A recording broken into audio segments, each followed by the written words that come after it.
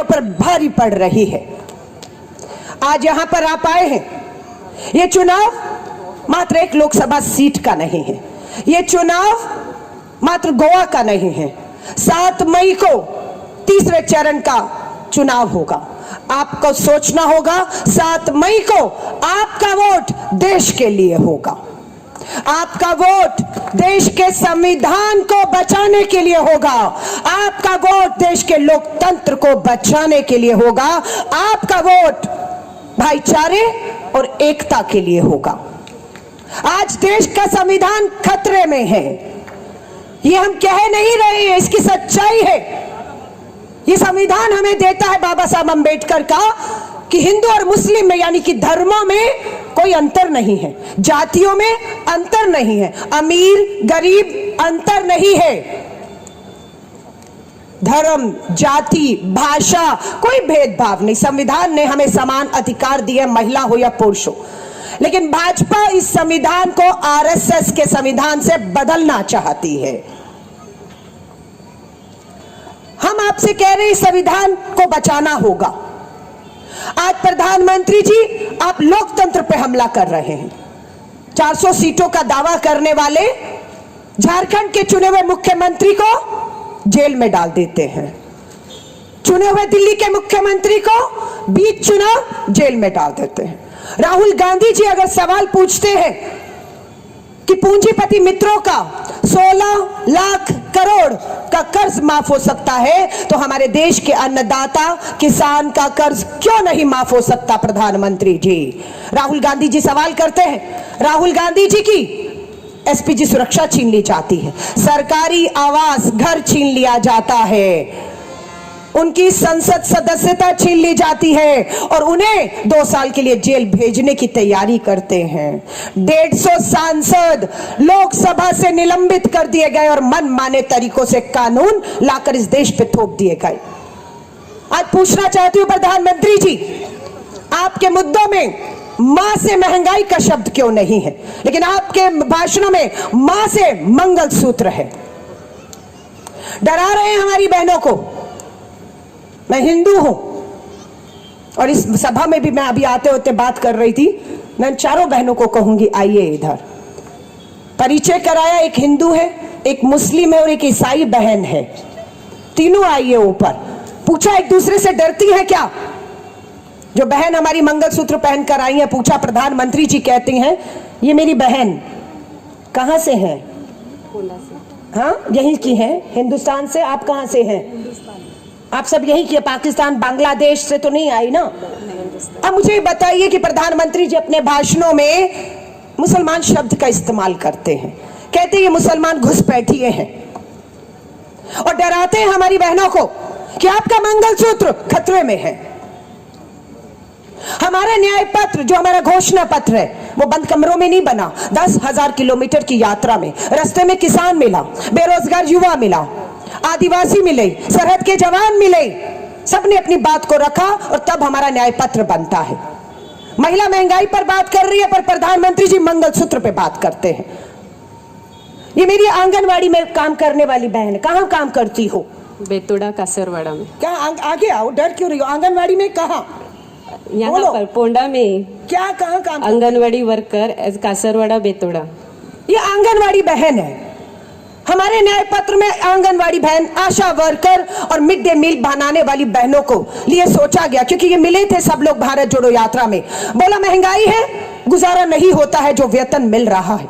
राहुल गांधी जी ने, कांग्रेस ने न्याय पत्र में लिखा है हम सरकार में आएंगे, आंगनवाड़ी बहनें, हमारी मिड डे मील बनाने वाली बहनें, हमारी आशा वर्कर का मानदेय दुगना कर दिया जाएगा। आज अगर इन्हें 10,000 रुपया मिल रहा है तो कांग्रेस की सरकार में कितना हो जाएगा? 20। इधर बोलो। 20,000 दुगना हो जाएगा। हम इनकी बात कर रहे हैं अपने घोषणा पत्र पे। प्रधानमंत्री जी, ये अखबार मुझे दिल्ली के एयरपोर्ट में 3 दिन पहले मिला है। 3 दिन पहले दिल्ली के एयरपोर्ट पे यह अखबार, खबर गोवा की पढ़ी मैंने। मुद्दा यह है प्रधानमंत्री जी, मुद्दा महंगाई है, मुद्दा बेरोजगारी है। लिखने में आता है कि 28 साल और 25 साल के गोवा के ही दो युवा इंजीनियर थे, नौकरी ढूंढ रहे थे, नौकरी नहीं मिल रही थी इंजीनियर्स को। जहां जा रहे थे पता लगता है पीडब्ल्यूडी में, सरकार में इंजीनियर की भर्ती के लिए 25 से 30 लाख रुपए रिश्वत दोगे तब सरकारी नौकरी मिलेगी, वरना मिलेगी नहीं। Shame on you chief minister and shame on you prime minister. और ये खबर क्या है, पढ़ लीजिएगा, हिंदुस्तान टाइम्स से तारीख है 26 अप्रैल की। ये अखबार गोवा की हेडलाइन है कि दोनों इंजीनियर भाई नौकरी ढूंढ रहे थे, गोवा हिंदुस्तान में नौकरी नहीं मिली, ढूंढ ढूंढ के थक कर हार गए, परेशान हो गए, फ्रस्ट्रेशन में आ गए और घर में अपने आप को बंद कर लिया। जब काम नहीं, कमाई नहीं तो खाना कहां से होगा। लाश मिली दोनों भाइयों की घर में। पुलिस ने जब ताला खोला तो देखा घर में खाने का दाना नहीं था। इंजीनियर थे ना, नौकरी होनी चाहिए थी ना, कमाई होनी चाहिए थी ना। और पोस्टमार्टम की रिपोर्ट क्या बताती है, दोनों गोवा के युवा स्टारवेशन, भूखमरी से दम तोड़ दिया। इस पे बात करेंगे प्रधानमंत्री जी। दो युवा इंजीनियर जिन्हें रोजगार होना चाहिए था वो घर में बंद हो गए, काम नहीं, कमाई नहीं, खाना नहीं, भूखमरी से, हेडलाइन है, भूखमरी से उनकी मौत होती है। 2 करोड़ नौकरी हर साल, 10 साल में 20 करोड़ नौकरी। कहां है 20 करोड़ नौकरी, हम पूछना चाहते हैं। पढ़ा लिखा युवा, हमारे लोग रोजगार की तलाश कर रहे हैं, धरने प्रदर्शन हो रहे हैं देश में, नौकरी नहीं, लाठी मिल रही है। 20 करोड़ युवाओं को रोजगार। सच्चाई क्या है? सच्चाई यह है कि आज हिंदुस्तान में बेरोजगारी ने 45 साल के रिकॉर्ड तोड़ दिए हैं। गोवा बेरोजगारी में छोटा सा राज्य है, उसमें भी बेरोजगारी के सारे रिकॉर्ड तोड़कर आज 3 गुना बेरोजगारी बढ़ गई है। 4 जून को देश में इंडिया अलायंस की कांग्रेस की सरकार 4 जून को बनेगी। मेरी बहनों को बोल देना चाहती हूं, आपका मानदेय दुगना होना जा रहा है, ये मैं लिख कर कह रही हूं। मेरी बहनें जो यहां पर महंगाई से परेशान है, प्रधानमंत्री जी महंगाई की बात नहीं कर रहे। हम हर गरीब परिवार की एक महिला को 1 साल का 1 लाख रुपया और हर महीने की पहली तारीख को 8,500 रुपया आपके खातों में डालेंगे। हम देंगे आपको ताकत। आज मेरी बहनें बताती है महंगाई है, बेरोजगारी है, आदमी के पास काम नहीं है, कर्ज ले रहा है, कर्ज चुका नहीं पा रहा है। हो क्या रहा है, मेरी बहनें घरेलू हिंसा की शिकार होती हैं, इन पे गुस्सा निकलता है। आज हम वायदा करते हैं अपने युवाओं से, जो भी युवा नौकरी ढूंढ रहा है, 30 लाख सरकारी पक्की नौकरियों के पद खाली पड़े हुए हैं। हम आपसे कह रहे हैं 4 जून को सरकार बनते ही देश की 30 लाख सरकारी पक्की नौकरियों पर आपका हक होगा, यह हम आपको कहकर जा रहे हैं। भरेंगे हम उन सरकारी नौकरियों के पदों को। जो युवा सरकारी नौकरी की तलाश में नहीं है लेकिन रोजगार करना चाहता है, उनके लिए 5,000 करोड़ का फंड हमारे न्याय पत्र में है। हम आपको बिना ब्याज का पैसा देंगे ताकि आप अपना कोई रोजगार और काम कर सको। ये सोच राहुल गांधी जी की है। भारत जोड़ो यात्रा में जिन युवाओं से मिले, ये उनकी मांग थी जिसे हमने अपने न्याय पत्र में रखा है। हमारे बहुत से युवा हैं, उन्हें हम यूथ अप्रेंटिसशिप जो है हमारी कहती है कि एक युवा को हम ट्रेनिंग देंगे, 1 साल की ट्रेनिंग देंगे, मुफ्त में ट्रेनिंग देंगे। ट्रेनिंग पूरी होने के बाद हम उन युवाओं के हाथ में 1 लाख रुपया भी रखेंगे ताकि जिस उद्योग इंडस्ट्री में जो काम आपने सीख लिया 1 साल में, वो आप खुद शुरू कर सके। 1 लाख रुपया आपके हाथ में होगा और आप वो काम खुद शुरू कर पाएंगे। युवा की बात की, महंगाई की बात की, बेरोजगारी की। हमारे भाषणों में हिंदू मुस्लिम नहीं है, मुद्दे हैं। आज किसान देश का अन्नदाता हल छोड़ दे, खेत छोड़ दे तो ये 140 करोड़ का भारत आप और मैं भूखे मरने पर आ जाएंगे। आज वो किसान कर्ज में है। प्रधानमंत्री मोदी जी, आपने कहा था ना 2022 में अन्नदाता किसान की आय दुगनी हो जाएगी। सच्चाई यह है कि उस किसान का कर्ज दुगना हो चुका है, वो आत्महत्याएं कर रहा है। मैं आपसे पूछना चाहूंगी, हमारे देश के अन्नदाता किसान को उसकी फसल का उचित दाम मिलना चाहिए या नहीं? बताइए।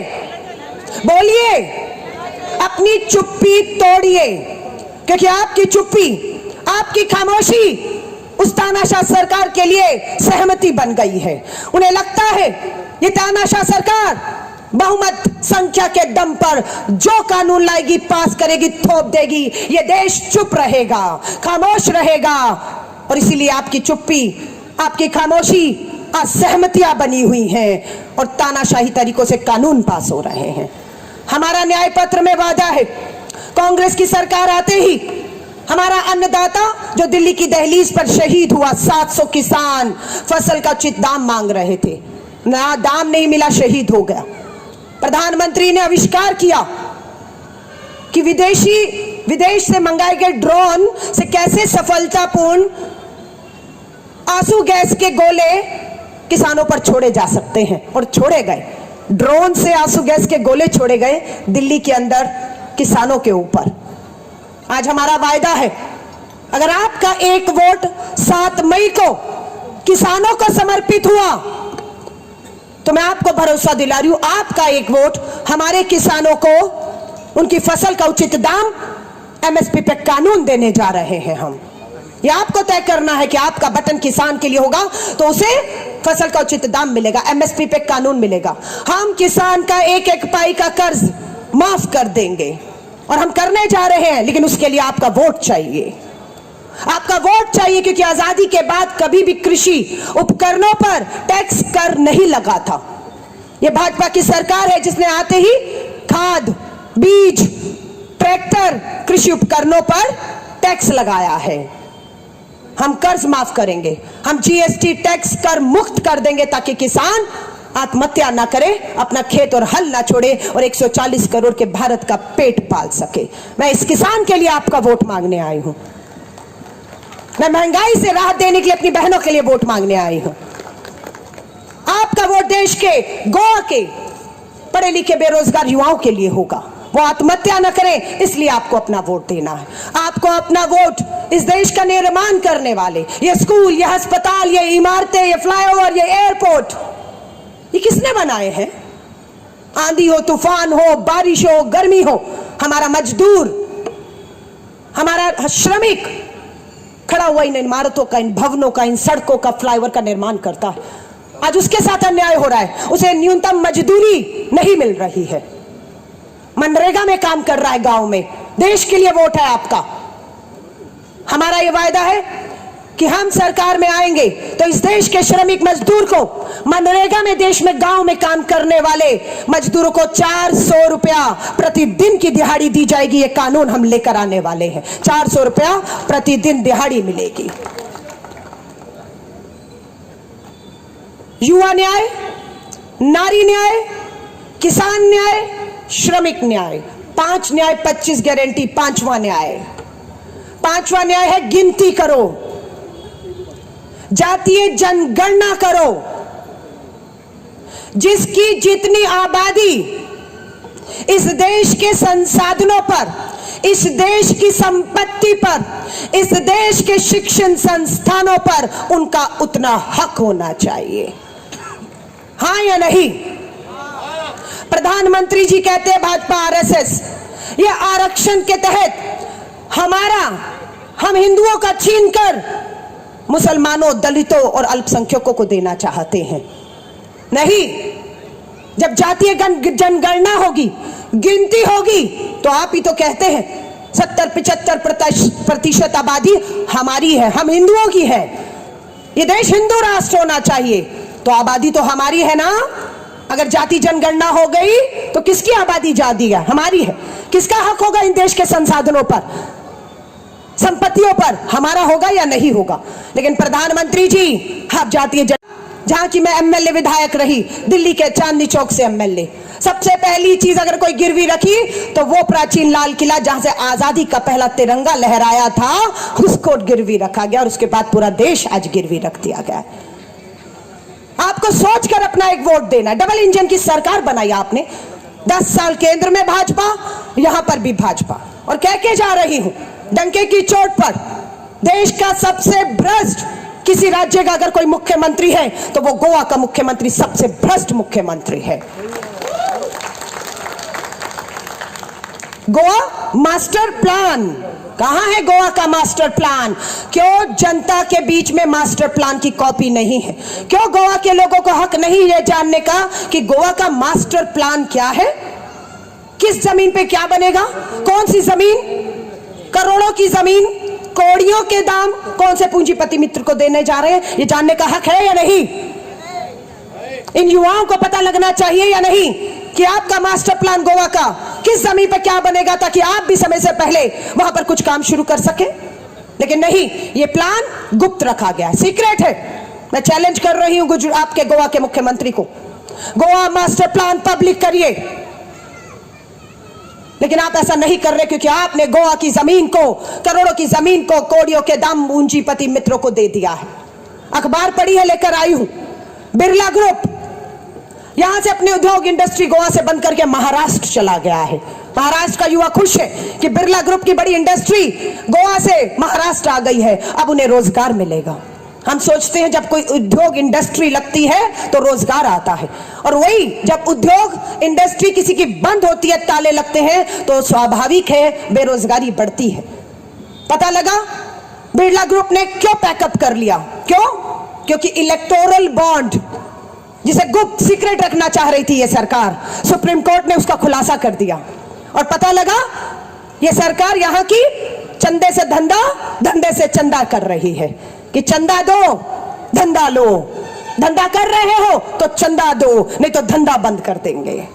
ये इलेक्टोरल बॉन्ड में खुलासा हुआ है प्रधानमंत्री जी। अभी होकर आई हूं, 25 राज्य बताए, 100 स्मार्ट सिटी खोज रही थी। भाजपा शासित डबल इंजन की सरकारें जहां से मैंने बताया अभी आई हूं, कहीं स्मार्ट सिटी नहीं मिली मुझे। यहां पर भी पूछा गोवा में, अमित पाटकर जी हमारे बैठे हैं, अध्यक्ष हैं, बीना जी मेरी महिला कांग्रेस की अध्यक्ष हैं, बोला हाँ स्मार्ट सिटी यहां पर भी एक आया था वादा, 1000 करोड़, 1000 करोड़ स्मार्ट सिटी बनने के लिए आया। स्मार्ट सिटी देख कर आई हूं, लाइव किया है, सड़कें खुद ही पड़ी हैं, धूल मिट्टी गड्ढे 10 साल हो गए इनके पूरे। कहां है स्मार्ट सिटी? स्मार्ट सिटी के नाम पर माल आया और माल बिक गया। जाइए स्मार्ट सिटी देखिए, मैं देख कर आई हूं। 1000 करोड़ कहां गया? पता लगा 1 किलोमीटर की सड़क बनाने में 25 करोड़ रुपया लागत आ रही है। 1 किलोमीटर की सड़क 25 करोड़ रुपए में? इसकी जांच होनी चाहिए या नहीं? बोलिए होनी चाहिए। पैसा आपका है, कर आप देते हैं टैक्स, माचिस की तीली से लेकर आटा दाल चीनी हर चीज पे, कपड़ा हर चीज पे टैक्स दे रही है। पैसा आपका ही, खजाना आपका है, इस पे हक पहला आपका है। लेकिन आज सबसे भ्रष्ट मुख्यमंत्री है। यहां का एयरपोर्ट, अच्छी बात है, मैं उतरी हूं नॉर्थ एयरपोर्ट पे, कल जाऊंगी असम यहां से साउथ वाले आपके एयरपोर्ट से। खुशी हुई कि छोटे से गोवा में 2-2 एयरपोर्ट बन रहे हैं, विकास हो रहा है, रोजगार आ रहा होगा, पर रोजगार नहीं मिल रहा। रोजगार कहां जा रहा है? बाहर जा रहा है। यहां का एयरपोर्ट बंद करने की पूरी तैयारी है। अंतरराष्ट्रीय फ्लाइट वहां भेजी जाएंगी, क्योंकि चंद पैसा जो है अडानी जी ने किसी एयरपोर्ट पे जाए, मुंबई उतरी, बेंगलोर उतरी, असम उतरी हूं, अडानी के एयरपोर्ट हो गए हैं। सब जगह अडानी, हर जगह अडानी, सब अडानी को बेच दिया, पक्की नौकरी खत्म कर दी है। मुद्दे ये है इस देश के, इस चुनाव के, मैं माफी चाहूंगी, ये चुनाव लंबा भाषण हो रहा है, पर्ची आ गई, मुझे मालूम था। मैंने भी निवेदन किया था, आज सुबह से 10 बजे से आप लोगों ने, दोनों मेरे अध्यक्षों ने बैठने नहीं दिया। मैंने कहा बहुत लंबा सफर करके कल रायपुर से रात को देर रात 12 बजे 1 बजे यहाँ पहुंची हूँ, लेकिन 10 बजे से दौड़ा रहे हैं और 10 बज जाएंगे वापस पहुंचते हुए। लेकिन मैं बात आपसे कहकर चाहूंगी, यहाँ के युवा को कहना चाहूंगी, मुख्यमंत्री को कहिए ना, आप कहते हमने नौकरियां दी, किसको नौकरियां दी हैं, कहां नौकरियां दी हैं, इसका खुलासा होना चाहिए या नहीं? आपको जानने का हक है या नहीं? कि लाइए उनके नामों की सूची, बताइए कहां उन्हें सरकारी पक्की नौकरी दी है, कितना वेतन मिल रहा है। ये सूची नहीं आएगी कभी भी। मैं चुनौती देकर जा रही हूं, मीडिया देख रहा है, आवाज आपके मुख्यमंत्री तक पहुंचेगी। और अगर ये सूची बाहर आ गई मैं फिर आपको चुनौती देकर कह रही हूं, जो आएगी नहीं, अगर आ गई तो मुख्यमंत्री जी आपने सारी नौकरियां अपनी विधायक की कुर्सी बचाने के लिए अपनी विधानसभा में ही दे दी है। पूरा गोवा बेरोजगार बैठा हुआ है और आपने अपनी कुर्सी विधायक की बचाने के लिए अपनी विधानसभा में, ये सूची तो आने दीजिए। और बाकी युवा या तो भुखमरी से और या फिर रिश्वत नहीं दे पा रहा है, इसलिए इन चीजों से दूर है। मैं आपको जाते जाते यहां पर एक और मुद्दा आया है, भाइयों ने बताया ये समुद्री इलाका है, कोस्टल एरिया है, साउथ गोवा में खड़ी हूं। ये सच है, ये झूठ है? आप जितने भी लोग कोस्टल एरिया में अपना व्यापार काम चला रहे हैं, आपको हफ्ता देना पड़ता है। आपसे हफ्ता वसूली करने के लिए सरकार का आदमी आता है, अपने आप को सरकार का आदमी बताता है और आपसे हफ्ता वसूली करके जाता है। नहीं देने पर आपका काम धंधा बंद करने की धमकी देकर जाता है। सच है या नहीं है? आता है ना एक आदमी, सरकार का आदमी है, पुलिस का आदमी है और लेकर जाता है। नहीं देने से काम धंधा बंद हो जाता है। ये सच्चाइयां हैं, तो आपको हमें लड़ना है। लास्ट एक वोट, जवान की बात की, किसान की बात की, मंच से माफी चाहूंगी, लेकिन देश की अगर जवान की बात नहीं करके जाऊंगी तो अन्याय होगा। पक्की भर्ती खत्म कर दी गई है।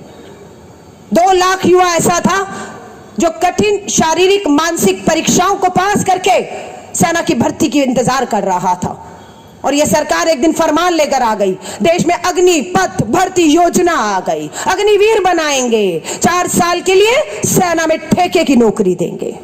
इस ठेके की नौकरी को हम ठोकर मारते हैं, हम विरोध करते हैं। भारतीय राष्ट्रीय कांग्रेस की इस अग्निपथ भर्ती योजना सेना में 4 साल की नौकरी को रद्द करके सेना की पक्की नौकरी, पक्की भर्ती बहाल करेंगे हम। सेना के शहीद जवान से शहीदी का दर्जा छीना है आपने, हम उन्हें वापस शहीदी का दर्जा देंगे। शहीद से कफन में तिरंगा छीना है, उसे सफेद कफन मिल रहा है। जो अग्निपथ में शहीद हो रहा है, हम उसे उसके तिरंगे का हक लौटाएंगे। हम शहीद के माँ बाप को जो पेंशन मिलनी थी, जो हक अधिकार मिलने थे, हम उसे लौटाएंगे। उसके लिए मैं आपका 7 मई को वोट चाहती हूं। आपका ये वोट 7 मई को, आप चाहेंगे तो इतिहास रच देंगे, आप चाहेंगे तो रिकॉर्ड मार्जिन से वोट होगा गोवा में। और गोवा का नाम आपके हाथ में है कि कम से कम साउथ गोवा, नॉर्थ गोवा की सीटों में इतना मतदान हुआ कि Guinness world book of record में नाम आ गया। सारे रिकॉर्ड गोवा ने तोड़ दिए, ये आपके हाथ में है। समय अभी है 7 मई को, घर में बैठना है या बाहर निकलकर बदलाव के लिए वोट देना है। महिलाओं की सुरक्षा की बात है, बहुत मुद्दे हैं पर इजाजत नहीं है, समय कम है, बहुत से लोगों को बोलना। कल बेंगलोर थी, सिर्फ एक वाक्य बताकर जा रही हूं। कल बेंगलोर में भाजपा का हासन से जो उम्मीदवार समर्थित है, उसने उम्मीदवार है, 26 को वोट हो गया वहां पर, आज वो विदेश भाग गया है, जर्मनी बैठा हुआ है। प्रज्वल रेवन्ना नाम है उसका, सांसद है, सिटिंग, दोबारा चुनाव में है। और पता लगा 3000 वीडियो सीडी पेन ड्राइव पूरे कर्नाटका में फैल गई। खोला गया, क्या है इसमें? पता लगा 1000 महिलाओं का, बेटियों का, जिसमें नाबालिग बेटियां भी हैं। बाप और बेटा, बाप एमएलए है, बाप पूर्व मंत्री है, बेटा पूर्व प्रधानमंत्री एचडी देवेगौड़ा का ग्रैंडसन है। एचडी कुमारस्वामी मुख्यमंत्री है, उसका नेफ्यू है, खुद सांसद है। वीडियो खोले तो पता लगा, हर वीडियो को खंगाला गया कि उसने 5 साल रहते हुए जो भी गरीब बेटी, महिला, राशन कार्ड, आधार कार्ड, मदद के लिए गई, उन सबका बलात्कार किया, उन सबके साथ गलत काम किया, अंदर ले जाकर उनके वीडियो बनाए, उनको दिखाए, उनको डराया, उनको धमकाया कि बाहर जाके बोलोगी तो बदनाम हो जाओगी। सब चुप थे। ऐसे लोगों के लिए प्रधानमंत्री जी हासन की सीट पर जाकर वोट मांगते हैं और कहते हैं प्रज्वल रेवन्ना को दिया गया आपका एक वोट, प्रधानमंत्री जी को वोट है और उन्हें ताकत देगा। यह आपको तय करना है। बिल्किस बानो की बात हो, गुजरात की हमारी बेटी, साक्षी मलिक की बात हो, हरियाणा की हमारी बेटी, पहलवान बेटियां बलात्कारियों को छोड़ा अपना वहां पर गुजरात में, बिल्किस बानो के लड्डू खिलाए, हाथ डलवाए। गुजरात के चुनावी मंच में बिल्किस बानो के 11 बलात्कारियों को रिहा करके वोट मांगने का काम, अपराध प्रधानमंत्री जी आप और आपकी पार्टी ने किया है। साक्षी मलिक, पहलवानी में विश्व में अगर किसी का रेसलिंग में पहला स्वर्ण पदक आया तो साक्षी मलिक का आया। ओलंपिक में प्रधानमंत्री जी ने क्या कहा? ब्रजभूषण शरण उनका सांसद है, दिल्ली पुलिस की हिम्मत नहीं, अमित शाह जी ने कह दिया एफआईआर नहीं होगी तो नहीं होगी। साक्षी मलिक अपने पदक, स्वर्ण पदक राष्ट्रपति प्रधानमंत्री जी की दहलीज पर छोड़ाई, ले लीजिए वापस, नहीं चाहिए, न्याय दो। ब्रजभूषण शरण भाजपा का सांसद हमारी बेटियों के साथ यौन उत्पीड़न कर रहा है, लेकिन आज बेटियां घर पर हैं और ब्रजभूषण शरण चुनाव लड़ रहा है। बधाई हो। हिंदू मुस्लिम करते रहिएगा। प्रधानमंत्री जी आपके भाषण इतने खोखले हो गए कि एक प्रधानमंत्री, 140 करोड़ का प्रधानमंत्री, 10 साल से प्रधानमंत्री, डबल इंजन की सरकारें आपकी, और आप मुद्दों पर बात करने से डर रहे हैं। आप हिंदू मुस्लिम कर रहे हैं। बचाइए, संविधान को बचा सकते हो, बचाइए लोकतंत्र को अगर बचा सकते हो, बचाइए अपने देश के इस भाईचारे को, एकता को अगर बचा सकते हो, और इसे बचाने का अंतिम मौका है आपके पास, और वो मौका आपके पास 7 मई को है। उम्मीद करती हूं ये मौका आप अपने हाथ से नहीं जाने देंगे। जय हिंद।